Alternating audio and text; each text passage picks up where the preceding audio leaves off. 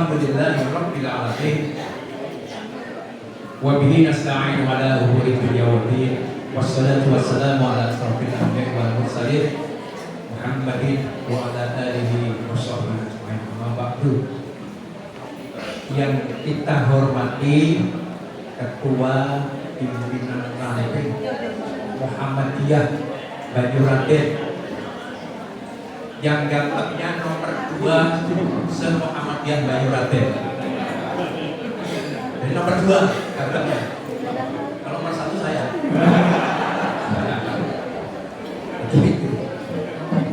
Yang kami hormati, kita hormati Ketua Pengajian Akad Wakil Muhammadiyah Banyuraden, bapak-bapak, ibu-ibu, wajah-wajah calon penghuni surga.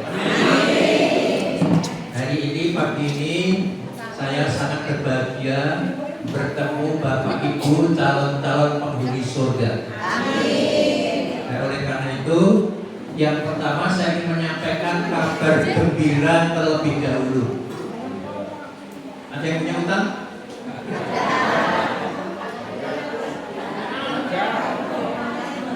Kagungan utang, daripada ada yang punya utang cukup diam saja tuh. Jadi nek jenengan jawab malah ketahuan orang lain kalau dengan kagungan utang. Kalau nek ditekoni ibune, Pak duwe utang ora? Kok menang bae. Lho Pak, piye to kok ditekoni duwe utang ora kok menang bae? Hah? Kok nek tak jawab kowe nesu. Bilang ora, tak kemami nyauri. Terus sauri, alhamdulillah orang duwe utang. Ya, kabar gembira kagem ibu-ibu lan bapak-bapak. Rasulullah sallallahu alaihi wasallam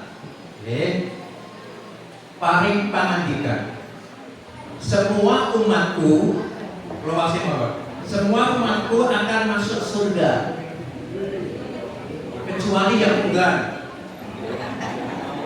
Semua umatku akan masuk surga kecuali yang enggak, yang enggak mau. Nah, sahabat kan, ada sahabat yang penasaran, memang ada orang yang enggak mau masuk surga. Nah, saya yakin, kalau yakin menawi bapak ibu ini kenerawuh wonten pengaosan siang menika mesti kepengin mlebet surga. Nek boten kepengin mlebet swarga mesti ora ngaji. Rumah mawon layang-layang. Kata dia Bu ya. Jadi ini bisa dipastikan bapak-bapak, ibu-ibu yang rawuh yang hadir di pengajian pagi ini pasti ingin masuk surga. Rasulullah ngendika, semua umatku akan masuk surga kecuali yang enggan. Nah, maka ada sahabat yang tanya, wahai Rasulullah, siapa yang enggan? Rasulullah menjawab, siapa yang mentaatiku dia akan masuk surga, dan siapa yang menentangku pasti dia enggan masuk surga. Kita sebagai warga Muhammadiyah atau nama Bu Muhammadiyah, pengikut Muhammad, berarti pengikut Rasulullah. Berarti panjenengan menawi sebagai warga Muhammadiyah, insya Allah mesti lebu. Tepuk tangan untuk Muhammadiyah.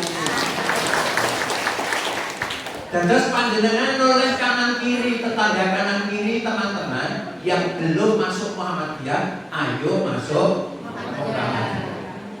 Muhammadiyah. Jadi nek kepengin mlebu swarga, maka syaratnya mentaati Rasulullah.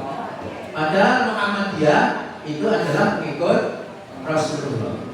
Bisa dipastikan kalau pengikut Rasulullah itu berarti selalu mentaati Rasulullah. Apalagi yang duduknya di depan ini.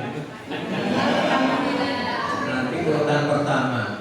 Amin. Komandannya Bu Leri. Sing suaranya seru. Gitu, seru gemelampang. Sekitar jarak 100 meter itu mesti seru ya. Apa? Bapak-bapak yang suaranya paling seru. Mbak Yati. Kamu betul Mbak Yati? Orang. Jika pengantar terus mugi-mugi kabar gembira ini bisa kita sambut dengan senang hati. Mari kita mentaati Rasulullah dengan sepenuh hati. Mari kita ikuti Muhammadiyah dengan sepenuh hati. Kemarin saya di Masjid Jogokarya ketemu cicitnya Kiai Haji Ahmad Dahlan, Pak Heri Samudro. Ngobrol, kok beliau cerita tentang Padepokan Kiai Haji Ahmad Dahlan. Nah, terus beliau tanya kepada saya, ikut pengajiannya di mana Pak? Saya langsung jawab, saya ikut di Muhammadiyah. Oh, kalau begitu besok Sabtu saya undang peresmian Padepokan Kiai Haji Ahmad Dahlan yang baru saja kami perbaiki. Nah, saya kan tanya sama Pak Heru, panjenengan baru kenal saat ini dengan saya, belum tahu siapa saya, langsung mengundang. Beliau langsung jawab, kitoknya wajah jenengan itu wiwit lahir cepet itu sudah Muhammadiyah. Jadi beliau jawab ini, wiwit cepet saya tahu panjenengan itu sudah baca Muhammadiyah, maka saya alhamdulillah. Ibu bapak yang dihormati, Buddha Kesupen, monggo kita aturaken shalawat lan salam dumateng junjungan kita Nabi Allah Muhammad sallallahu alaihi wasallam, pada seluruh keluarganya, seluruh sahabatnya dan seluruh pengikutnya, termasuk kita yang selalu berpegang teguh terhadap risalah Rasulullah Muhammad sallallahu alaihi wasallam. Tema hari ini karena waktunya cuma 15 menit, sudah terpakai 10 menit tinggal. Monggo angkat tangan Bapak Ibu. Semua angkat tangan. Semua taruh di dada sebelah kiri. Ikuti saya Ibu ya. Bismillahirrahmanirrahim. Aku sehat. Aku semangat. Rezekiku luas. Rezekiku lancar. Rezekiku barokah. Anak-anakku soleh. Anak-anakku soleh.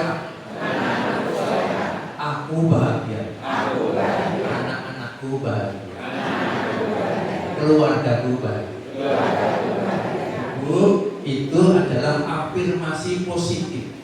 Kalau praktek kali ibune saben badhe tilem. Ayo Bu praktek afirmasi positif. Sak samunipun boten urip kula nggih tak mituru kula kali ibune Bu, ayo afirmasi positif.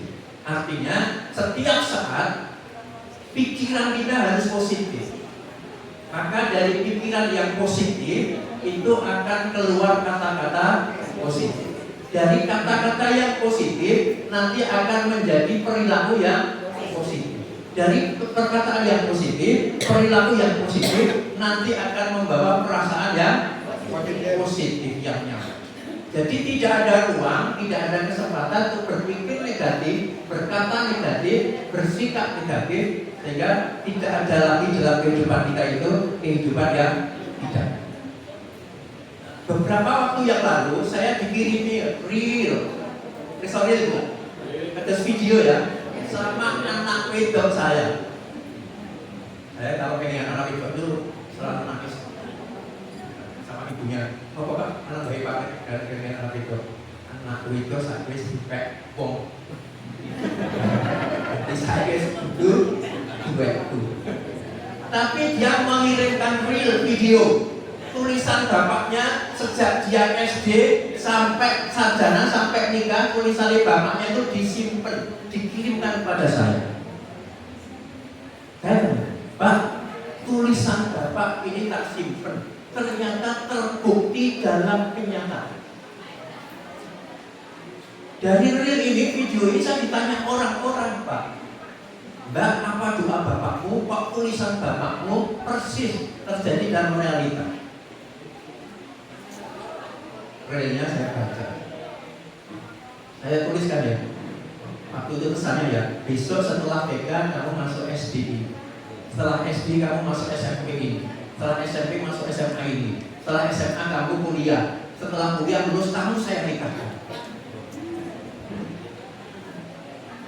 Waktu itu diprotes oleh anak saya, Bapak itu nggak mendukung anaknya supaya melanjutkan sekolah yang tinggi berkarir, malah lulus kuliah langsung di. Tapi akhirnya kamu mau toh? Sekarang teman-temanmu yang belum nikah masih banyak atau enggak? Banyak.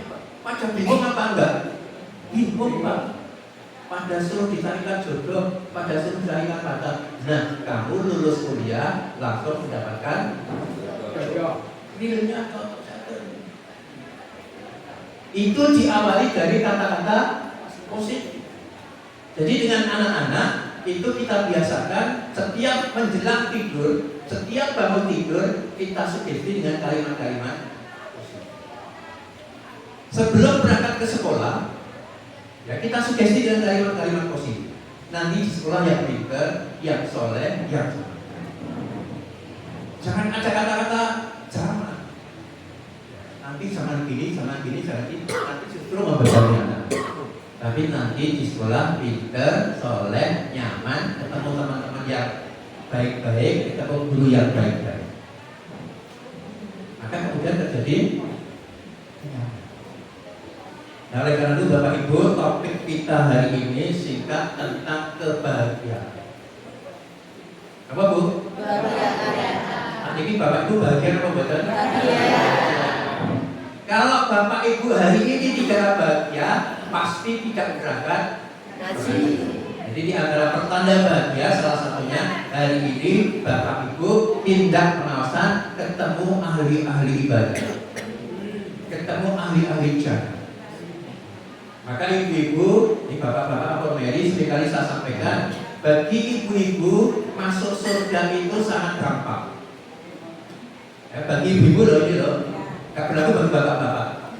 Maka kembali saya ungkapkan, Rasulullah SAW bersabda, utusan serat, apabila seorang wanita, yang wanita ngaco, apabila seorang wanita yang pertama, menjalankan sholat 5 waktu, menjalankan puasa Ramadan. Yang ketiga, bisa menjaga harga dirinya. Yang keempat, taat kepada suaminya. Maka Allah katakan, silahkan masuk ke surgaku melalui pintu yang kau suka. Oke, tepuk tangan untuk ibu-ibu. Maka ibu-ibu, kalau tugas ibu-ibu itu berat, gak usah mengeluh. Ya, gak usah mengeluh karena hadiahnya luar biasa. Silahkan masuk ke surgaku melalui pintu yang kau suka. Maka kemudian ada satu kisah ketika Rasulullah itu diberikan kesempatan untuk nengok surga dan neraka. Rasulullah pernah diberi kesempatan nengok surga dan neraka. Ketika nengok surga, Mbak ini ya Pak ya, nengok surga. Apa yang dipersani oleh Rasulullah ketika nengok surga? Sebagian penghuninya, sebagian besar adalah orang-orang miskin. Jadi sebagian besar ketika Rasulullah bersani swarga, itu sebagian besar isinya orang-orang miskin. Jadi bapak-bapak, ketika ibu-ibunya itu minta nuntut upah bulanannya naik atau belanja naik, tanya aja ibu-ibu, Bu, pengen surga atau neraka? Ya, yang mau, apa Pak? Ya, mereka pengen surga. Sebagian besar isi surga itu orang-orang miskin. Jadi nek belanja aku ini orang muda, orang oke, apa yang juga termasuk kategori orang kaya, ya apa-apa. Sesuk hadiahnya surga. Terima ya. Nek kula ditagih ibune ngoten niku tak jawab, njaluk bapak ibu. Biyen kowe arep nikah karo aku sok omongi to, aku ki meh guru. Lho jamu nggih, penghasilanku segini. Jadi jangan menuntut macam-macam. Yo, nek kurang sesuk njaluk bapak.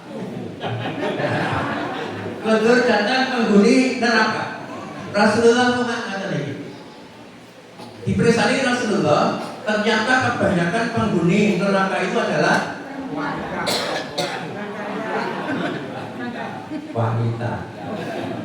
Nah, kabar ini disampaikan kepada para sahabat.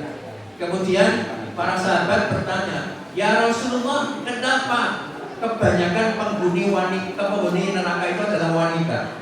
Apakah mereka tidak sholat 5 waktu? Tidak sholat. Tidak menjalankan puasa Ramadan? Puasa. Malah takide paling kasih. Desanya paling kasih. Apakah mereka tidak bisa menjaga harga dirinya? Bisa. Kemana-mana pakai hijab. Jadi setiap rumah pakai hijab bisa menjaga harga diri. Kok Aisyah kok? Dia masuk Aisyah keluar rumah nggak pakai hijab, nggak ada. Lalu kenapa ya Rasulullah? Apa jawaban Rasulullah? Banyak wanita yang kufur kepada kebaikan suami. Banyak wanita yang tidak bersyukur atas kebaikan suami. Banyak wanita yang menentang suami. Banyak wanita yang wani pada suami. Banyak wanita yang tidak taat kepada suami. Senyum-senyum. Senyum-senyum. Bila makin kondur saking pengawasan iki, khusus ibu-ibu manggi garwane piyambak-piyambak ingkang tesih kagungan garwa. Salim, sungkem. Ya Pak, yo sing gedhe pangapuramu ya Pak ya. Kalau selama ini banyak dosa dan kesalahan. Bila kula nyuwun pirsa ibu-ibu, niki mau tindak mriki pun sarapan apa dereng? Mbak Lali itu sing jawab. Berarti jenengan tindak pengawasan dereng nyawiske sarapan kagem garwa.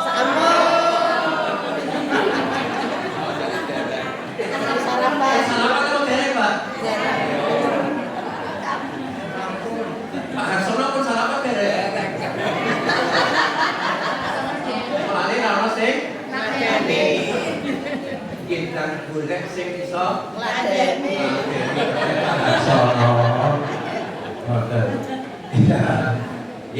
Iwa pengantar kantun 2 menit. Ibu-ibu, bapak-bapak yang dihormatan, babakan kebahagiaan menurut pandangan Imam Al-Ghazali, hakikat diri manusia itu terhadap 2 sifat. Hakikat manusia terdapat 2 sifat yang mendasari. Yang pertama al-nafs, yang menimbulkan kemarahan dan syahwat. Yang kedua an-nafs, yang memiliki sifat lembut, yaitu hakikat manusia. Yang pertama tadi an-nafs, yang menimbulkan kemarahan dan syahwat, yang menjauhkan dari kebahagiaan. Menjauhkan dari kebahagiaan, syahwat itu akan menjauhkan dari kebahagiaan. Sebab Bapak Ibu, kita diberikan nikmat berapapun selalu banding-bandingkan. Selalu banding-bandingkan. Kalau mau jalur pengawasan tentang Muhammadiyah Banjararo, kali bawah kelompok bab pembanding-banding.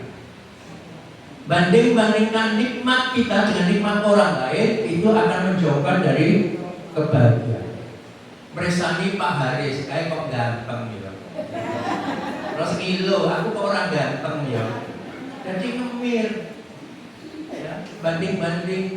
Padahal itu sudah qadarullah yang tidak bisa diubah. Ada yang ganteng, ada yang tidak ganteng. Ya terima. Jadi akhirnya supaya menimbulkan kebahagiaan, ada kebahagiaan. Ya terima, aku ini tetap paling ganteng di mata istri. Ibu-ibu maca dengan kotor, ibu-ibu maca dengan kotor itu ngalor ngidul megal-megal gitu. Ibu kudu iki kok ora cocok. Ganti meneh. Akhirnya apa Bu? Masih bisa makan ngaji.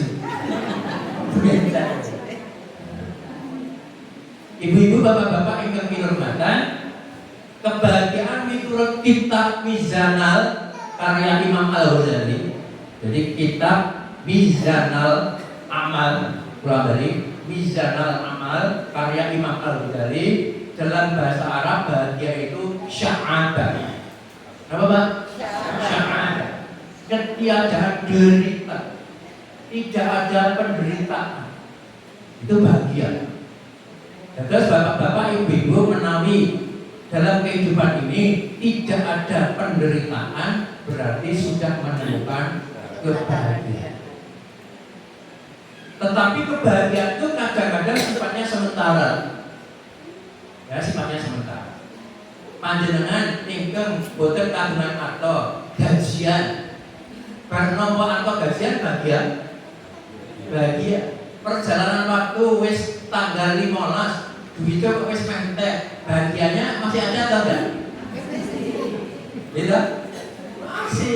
Gitu. Alhamdulillah duitnya isih. Itu kan bahagia. Tapi orang yang tidak bahagia akan selalu wah wis tanggal 15 duitnya kari menemukan kebahagiaan. Jadi kebahagiaan itu ada yang sifatnya sementara. Maka bagaimana agar kebahagiaan itu sifatnya hakiki, itu perlu dilatih. Ya perlu dilatih. Artinya pelan-pelan. Dalam situasi apapun, kalau kita sudah terbiasa dengan latihan, akan menemukan kebahagiaan. Nah, hakikat makna kebahagiaan itu terletak pada kebahagiaan yang ada di akhirat. Nikmat yang tidak perlu dipikirkan. Jadi nikmat itu nggak perlu dipikirkan. Meyakini saja setelah sudah menjadi kebahagiaan atau nantinya akan melahirkan kebahagiaan. Dan terus nikmat itu tidak usah dipikirkan. Nikmat esok hari nggak usah dipikirkan, apalagi dikhawatirkan. Karena kalau kita mengkhawatirkan nikmat esok hari ini adanya cuma ya khawatir. Kita yakini saja bahwa Allah akan memberikan kenikmatan esok hari, sebagaimana Allah sudah memberikan kenikmatan kepada kita hari-hari sebelumnya. Jadi mas esok piye ya? Apalagi memikirkan tentang anak-anak, sesuk piye yo, di sekolah piye yo, terus sesuk nyambut gawe apa yo. Wilayahnya Gusti Allah. Jadi hal-hal yang di luar kendali kita, hal-hal yang di luar kontrol kita, nggak usah dipikirkan. Itu wilayahnya Gusti Allah.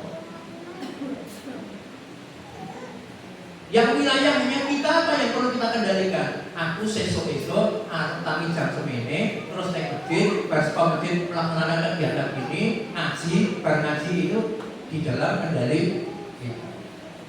Tapi yang di luar kendali kita tidak perlu di.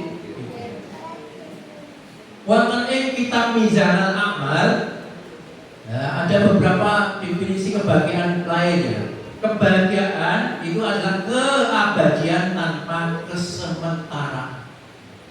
Jadi kebahagiaan itu abadi, tidak ada sementara. Kenikmatan tanpa kepayahan, kegembiraan tanpa kesedihan, kekayaan tanpa kefakiran, kesempurnaan tanpa kekurangan, kemuliaan tanpa kehinaan. Dan sesuatu yang dapat mengantarkan kebaikan dan kebahagiaan itu keutamaannya bagian yang diberikan oleh Allah dalam 5 macam. Jadi sesuatu yang mengantarkan kebaikan dan kebahagiaan itu diberikan Allah kepada hambanya oleh 5 macam. Yang pertama yang puncak adalah nikmat kebahagiaan akhirat. Itu yang paling kekal abadi. Nikmat kebahagiaan akhirat. Kalau ini wonten ing khotbah Jumat, saya dengarkan Ustadz Joko Kuncoro menyampaikan. Kata kutip ya, Ustadz Joko Kuncoro menyampaikan bahwa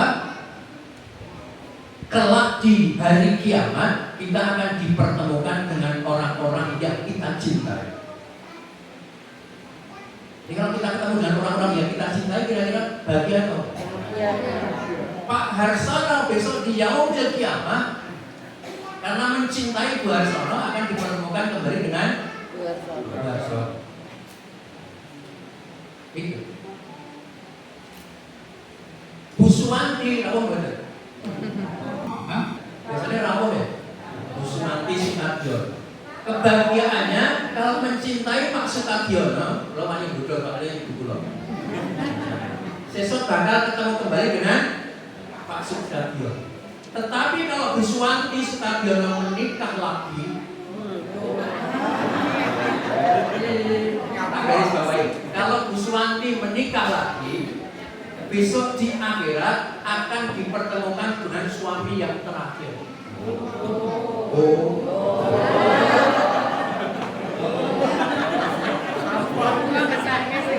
Jadi mau milih ketemu Pak Sukadiono, mau milih suami yang baru. Kata dia Bunda, itu gumantung pilihan. Tapi besok di yaumil akhir di hari kiamat kita akan dipertemukan dengan orang-orang yang kita cintai. Maka bapak-bapak, ibu-ibu, siapa orang yang kita cintai? Terutama yang utama adalah Rasulullah Muhammad SAW. Orang-orang soleh, orang-orang ahli ibadah yang kita cintai, besok di yaumil akhir akan bertemu dengan. Maka di majelis ini nanti kita akan ketemu kembali bapak-bapak, ibu-ibu. Kira dititeni wajahnya, Pak Gatot seperti apa, Pak Mariono seperti apa. Jadi besok di yaumil akhir saling bertemu sama insya Allah ya. Pak Mariono akhirnya ketemu lagi tos, Pak Gatot. Maka besok kita akan saling bisa memberikan syafaat. Akan saling bisa memberikan syafaat. Besok Yun Sewu, kalau sebut Pak Ponijo, Widing menawi panjenengan sampun mlebet swarga langkung rumiyin, kok ningali pirsani kula dereng ketinggal. Di Mas Bani orang ketok. Biasanya tak teri beras ya. Nah, Pak Ponijo saged matur dhateng Gusti Allah. Duh Gusti Allah, saestu kula minangka saksi Mas Bani niku asring tindak pengawasan, mlampah pengawasan. Kula kepanggih kok. Malah nate isi ten PRE Banyuwanten. Kok kula tingali dereng mlebet swarga panjenengan. Lajeng Gusti Allah pripun? Oh iya Pak Ponijo, nek ngono pilih ana Pak Bani, aja-aja isih neng neraka. Keliru Pak Ponijo. Kok isih neng neraka ketoke ora diutang, utang wis lunas ya. Ora didosa ya gitu. Karo aku ya. Kira Pak Ponijo matur dhateng Gusti Allah. Duh Gusti Allah, Pak Bani, Mas Bani kok tesih wonten neraka. Kula suwun dumateng panjenengan sumados sinangkat mlebet swarga. Oh iya. Kula mlebet swarga amargi panjenengan doa atau permintaan Pak Ponijo kepada Gusti Allah. Maka bapak-bapak, ibu-ibu, ketika ada kesempatan undangan majelis taklim, apalagi dari Muhammadiyah dan Aisyah, ini dicetak tebal Pak Hari. Apalagi dari Muhammadiyah dan Aisyah, pengikutnya jelas pengikutnya Nabi Muhammad, dirawui, dirawui. Bapak, mangke kelola panjang sami bisa saling memberikan syafaat. Ibu-ibu, bapak-bapak ingkang dirahmatan, ingkang terakhir, monggo kita tingali indikator kebahagiaan kita napa mawon. Sebab tasih kata dia ingkang ginakaken indikator kebahagiaan itu kangge simbol-simbol keduniaan. Wah kae jabatannya tinggi, wah kae hartanya banyak, wah kae umroh, wah kae iso haji, wah kae dan seterusnya. Masih menggunakan simbol-simbol seperti itu. Boleh saja simbol-simbol itu kita gunakan, tetapi ternyata itu bukan indikator kebahagiaan yang hakiki. Itu indikator kebahagiaan yang sifatnya semu, fata morgana. Kalau nyitir pandanganipun Ibnu Abbas, terakhir ya, Ibnu Abbas. Ibnu Abbas paling pangandikan ada beberapa ukuran atau indikator kebahagiaan. Yang pertama qalbun syakirun. Qalbun syakirun, hati yang selalu bersyukur, hati yang selalu menerima apapun ketentuan, apapun takdir dari Allah itu dengan senang hati. Kita punya keyakinan takdir Allah itu takdir yang memang pas bagi kita, memang sudah diukur oleh Gusti Allah. Ya ini takdirku. Maka ketika kita menerima, meyakini bahwa takdir Allah yang diberikan kepada kita itu yang terbaik, maka akan menemukan kebahagiaan. Enggak akan membanding-bandingkan itu.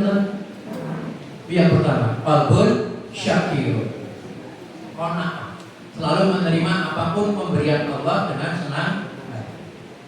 Indikator yang kedua, al-azwaju sholihah. Al-azwaju sholihah, pasangan hidup yang soleh. Pasangan hidup yang soleh dan soleh. Kalau mau injing kula kok enten informasi lewati media sosial dulu. Ada seorang bapak-bapak pulang mancing. Pulang mancing itu biasanya dari apa injing? Pulang dari mancing, mlebu omah golek bojone kesesare. Dipu wedangku, dipu kopiku. Kalian tukang garwa dijawab. Kalau gaweanmu mancing mentakon kopi, takon wedang, ya kono gawe. Kalian tukang garwa sing mundur mancing apa? Langsung ditendang. Macam astagfirullahaladzim, rata terus. Semalipun panjenengan gitu, badhe tindak pengawasan kan ranting Muhammadiyah. Ibunipun pun bangga mriki nggone Pak, ayo pengajian Pak. Kae kelambi wis tak siapke, ujukane wis tak siapke, salamane wis tak siapke. Kinten-kinten teng garwa bahagia apa mboten? Bahagia. Aku duwe bojo kok kaya ono kematine kaya. Kenapa mboten? Wah ramen. Halo? Ramen.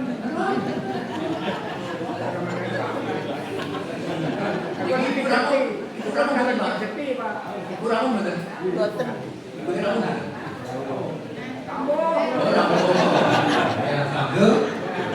Al-azwaju sholihah, pasangan hidup yang soleh-solehah. Aduh. Maka ibu-ibu yang punya putra putri, kalau mencarikan jodoh kepada putrinya, diutamakan jodoh yang soal nanti kemudian dia ganteng, kaya atau apa itu urusan kedua, ketiga. Yang penting pasangan hidupnya yang soleh. Bila kula riyen nalika calon bojone anak kula teng nggih kula. Nah, pas sore-sore ada maghrib, yo Mas sholat sama Bapak. Oh ya Pak. Boleh Pak saya sholat di boleh, tapi ada syarat. Syaratnya apa? Kamu yang imam. Gas tendus ya. Kamu yang imam. Tapi saya nggak bisa ngimami Pak. Di sini kamu harus jadi imam. Terus anak kalau itu enggak, ayo sholat sama temanmu yang imami, bapak makmum. Mau akhirnya tak rumah kan suratnya apa ya? Tebakan pula tepat.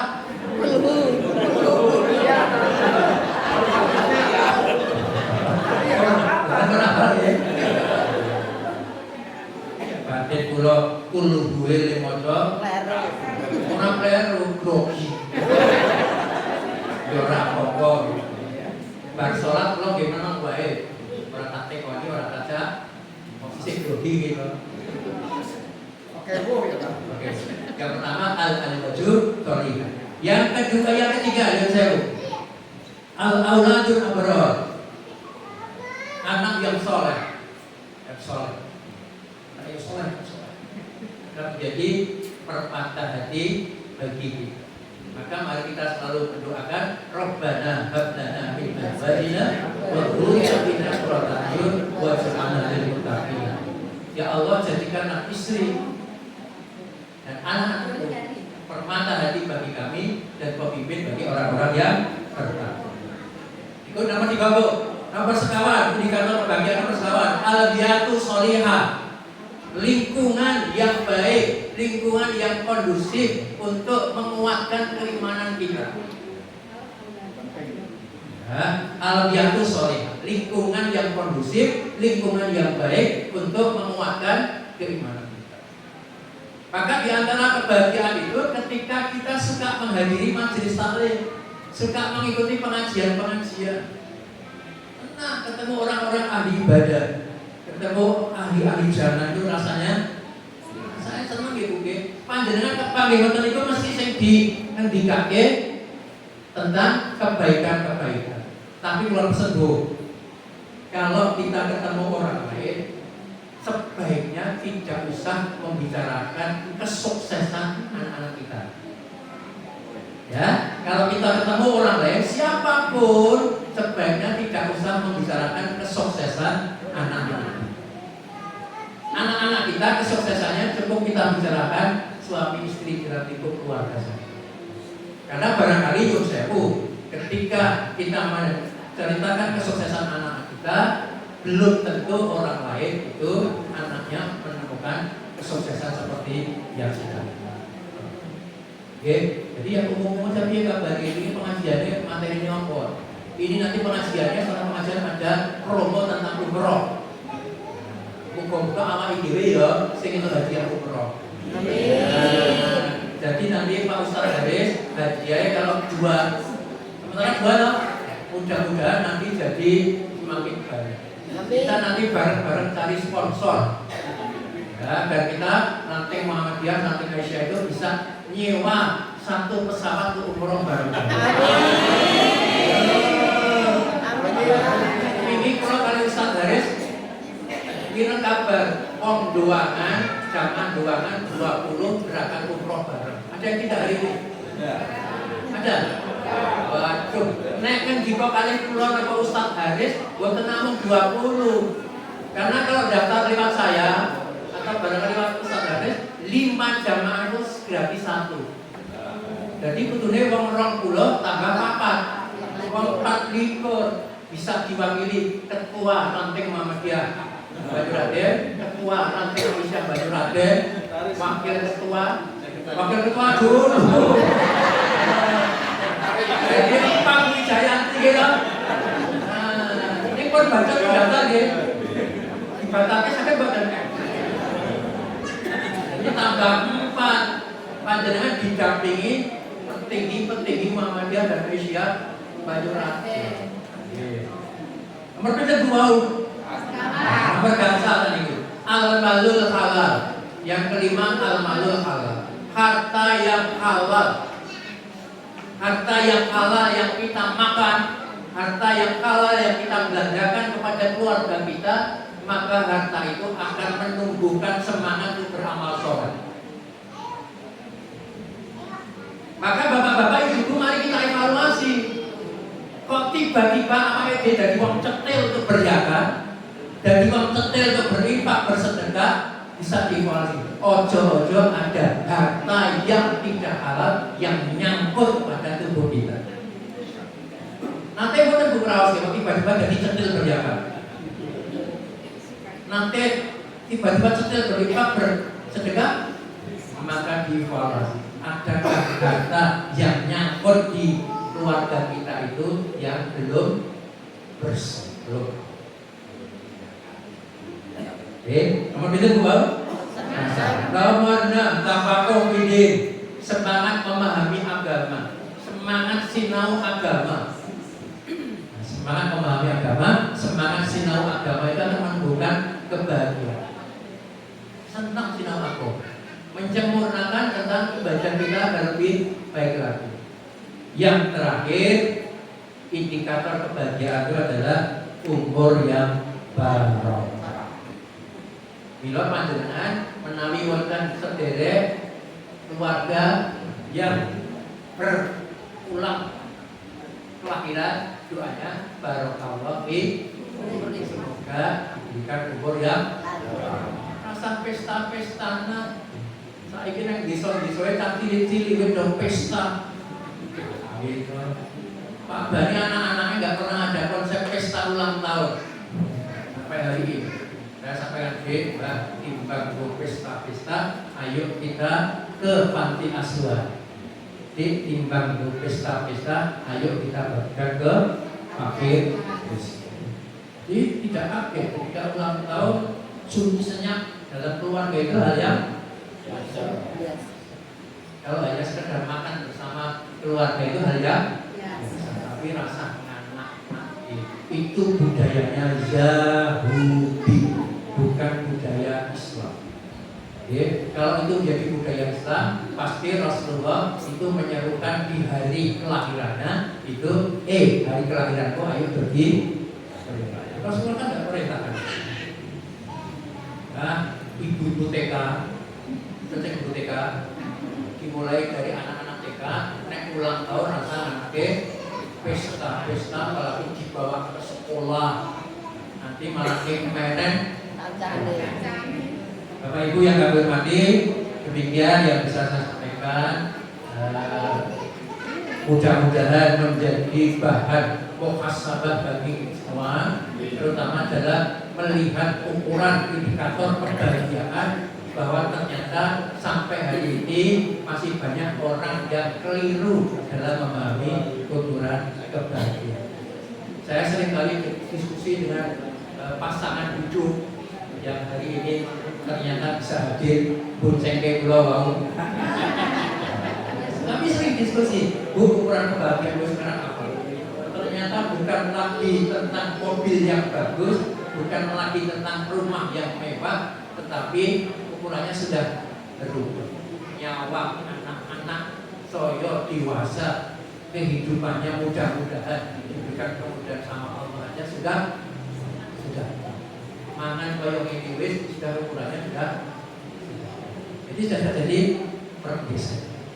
Kadang Bapak Ibu waktu depan berkata astagfirullahaladzim bila taufiq wal hidayah.